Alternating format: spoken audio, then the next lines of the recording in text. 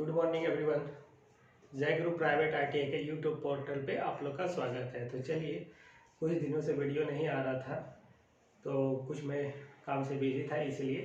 तो चलिए, आज जो हम लोग जानेंगे एक न्यू टॉपिक के बारे में। जैसे कि पिछला क्लास में हम लोग कहाँ तक जाना था, नॉन फेरस मेटल तक। कहाँ तक? नॉन फेरस मेटल तक। तो नॉन फेरस मेटल में हम लोगों ने जाना कि नॉन फेरस मेटल कौन कौन से हैं। जैसे कॉपर, सबसे पहला copper, aluminium, tin, zinc, lead, ये सब क्या नॉन फेरस मेटल है। मतलब जिसमें लोहे का गुण नहीं पाया जाता है उसे हम नॉन फेरस मेटल बोलते हैं। ठीक है, तो आज का जो हमारा टॉपिक है नॉन फेरस एलॉय। ठीक है, आज का क्या है हमारा टॉपिक, नॉन फेरस एलॉय। तो नॉन फेरस मेटल, दो या दो से अधिक नॉन फेरस मेटल को मिलाकर हम क्या बनाते हैं, नॉन फेरस एलॉय बनाते हैं। क्या बनाते हैं? नॉन फेरस एलॉय बनाते हैं। तो दो या दो से अधिक नॉन फेरस को मिलाने से, दो या दो से अधिक नॉन फेरस मेटल को आपस में मिलाने से एक नया एलॉय बनता है जिसे हम कहते हैं नॉन फेरस एलॉय। तो एक एग्जाम्पल अभी हम समझेंगे। एक सबसे पहला हम जानते हैं कि जब दो नॉन फेरस मिलकर एक नॉन फेरस एलॉय बनाता है तो सबसे पहले हम जानते हैं बरास के बारे में। किसका? बरास के बारे में जानते हैं। तो बरास मीन्स क्या होता है, पीतल। आप लोगों ने नाम सुना होगा, पीतल का बहुत सारा बर्तन भी होते हैं किसी के घर में। ठीक है, कांसा का भी बहुत सारा बर्तन होते हैं किसी के घर में। तो नॉन फेरस एलॉय का सबसे पहले एक एग्जाम्पल है बरास। तो हम यहाँ पे अभी हम जाने कि दो नॉन फेरस मेटल को मिलाकर क्या बनता है, नॉन फेरस एलॉय बनता है। तो copper plus zinc, copper plus zinc जब मिलेगा तो क्या बनेगा, क्या बनेगा, बरास। याद रखिए, ये एग्जाम में पूछता भी है कि बरास का मिश्रण क्या है, कॉपर प्लस जिंक। जब कॉपर, दो नॉन फेरस मेटल, पहला नॉन फेरस मेटल कॉपर, दूसरा नॉन फेरस मेटल जिंक, ये दोनों मिल गया तो बन गया बरास, जो कि कहलाया नॉन फेरस एलॉय। याद रखिएगा, दो नॉन फेरस मेटल मिलकर एक एलॉय बनता है। और नॉन फेरस मेटल में लोहे का गुण नहीं होता है। तो कॉपर में और जिंक में लोहे का गुण नहीं होता है। ये मैं पिछले लेक्चर में आप लोग को बता चुका हूँ अच्छे से। जो नहीं देखे, हमारा पिछला प्लेलिस्ट में जाके पिछला लेक्चर को सुन ले। ठीक है, तो कॉपर और जिंक मिलकर बना बरास। एग्जाम में यही पूछा जाता है कि बरास का एलॉय क्या है, और इसका यूज किया जाता है बेयरिंग बुश बनाने में, घरेलू बर्तन बनाने में इत्यादि में किया जाता है। अब हम जानते हैं दूसरा, मुंज मेटल। क्या? मुंज मेटल। तो मुंज मेटल जो होता है ये भी एक पीतल का दूसरा रूप है। क्या है? एक पीतल का यह दूसरा रूप है। तो इसमें क्या होता है कि कॉपर जो होता है वो 60% होता है, और जिंक जो होता है वो 40% होता है। तो ये हमारा क्या कहलाता है, मुंज मेटल। याद रखिएगा, ये एग्जाम में पूछ सकता है कि मुंज मेटल का मिश्रण का परसेंटेज कितना है। तो मुंज मेटल में जो मिश्रण हमारा है कॉपर प्लस जिंक, वो हमारा कॉपर है 60% और जिंक है 40%। तो ये दोनों को मिलाकर हम बनाए मुंज मेटल। तो मुंज मेटल क्या होता है, ये साधारण ब्रास की अपेक्षा और अधिक हार्ड और डक्टाइल होता है। ठीक है, और इसका यूज जो करते हैं बिजली का सामान, फ्यूज, मशीनरी के छोटे छोटे पुर्जे बनाने के लिए इसका यूज करते हैं। ठीक है, अब हम आते हैं ब्रॉन्ज में। क्या? अब हम आते हैं ब्रॉन्ज में। तो ब्रॉन्ज का हिंदी जो होता है कांसा। ब्रास मीन्स क्या हो गया, इसको लिख लीजिए, ब्रास मीन्स हो गया पीतल और ब्रॉन्ज मीन्स हो गया कांसा।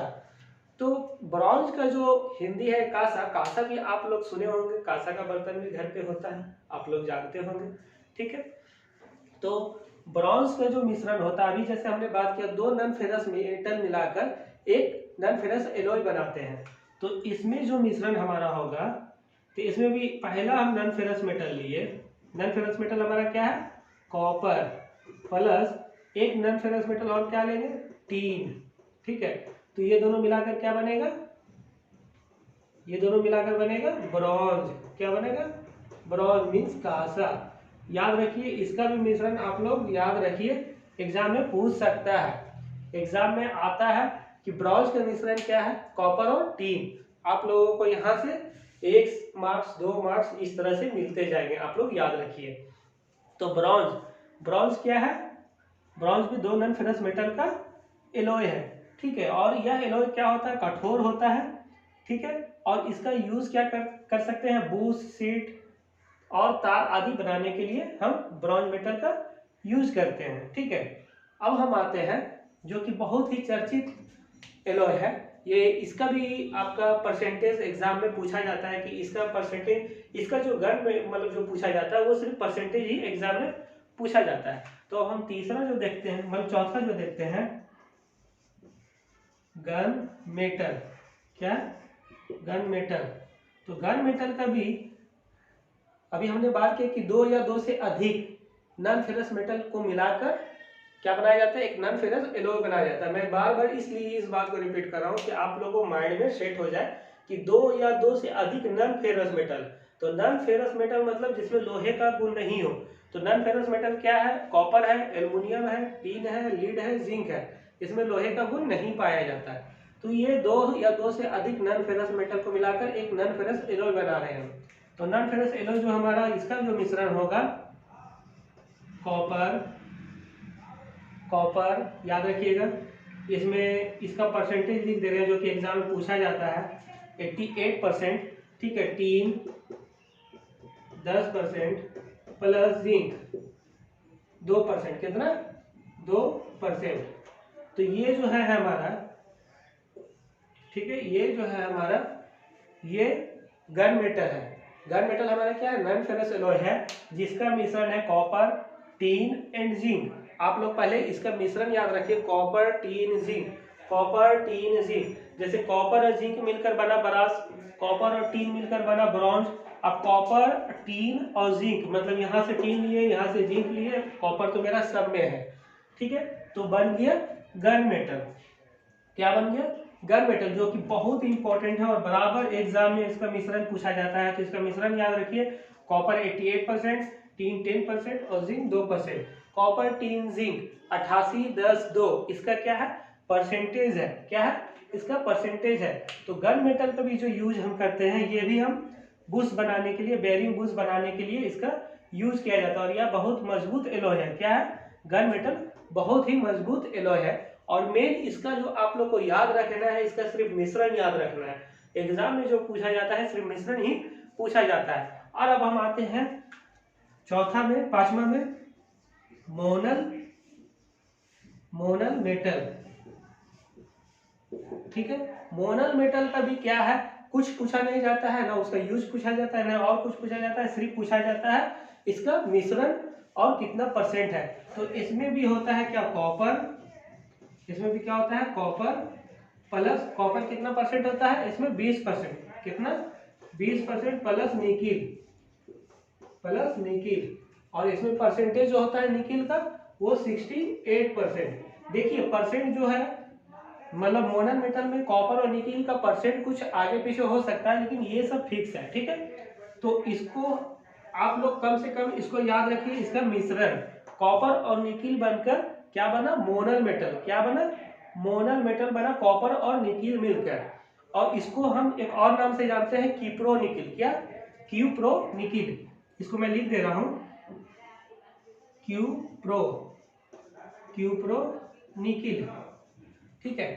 क्या, कीप्रो निकिल। तो मोनल मेटल जो बना, कॉपर और निकिल मिलकर बना, कॉपर 20%, निकिल 68%, बाकी जो परसेंट बच रहे हैं वो कुछ और हो सकते हैं मेटल, और इसको बोला जाता है क्यूप्रो निकिल।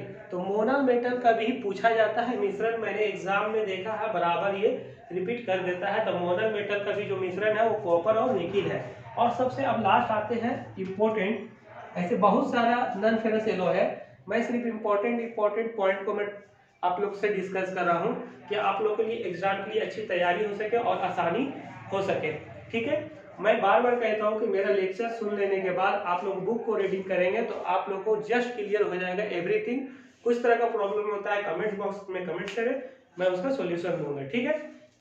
और आप लोग लेक्चर को सुने और क्लास को अटेंड करें, ये बहुत ही इंपॉर्टेंट है। अब हम आते हैं बेबिट मेटल।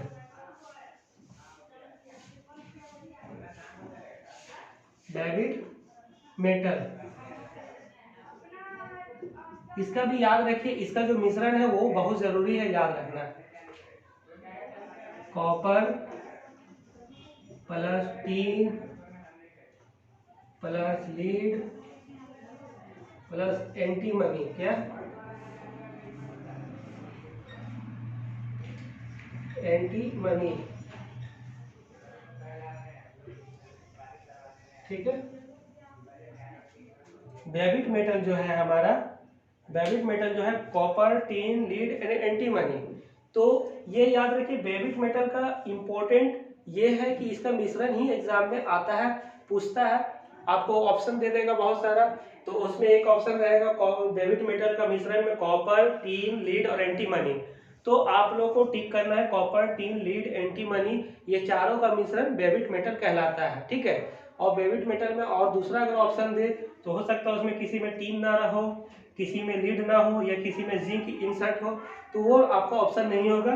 बेबिट मेटल का जब भी मिश्रण पूछेगा तो आप लोग को लिखना है वहां पे copper tin lead and antimony, ये चारों मिलाकर क्या बनता है, बेबिट मेटल बनता है, जिसका भी हम बेयरिंग लाइनिंग के लिए कुछ यूज करते हैं बेबिट मेटल का, ठीक है।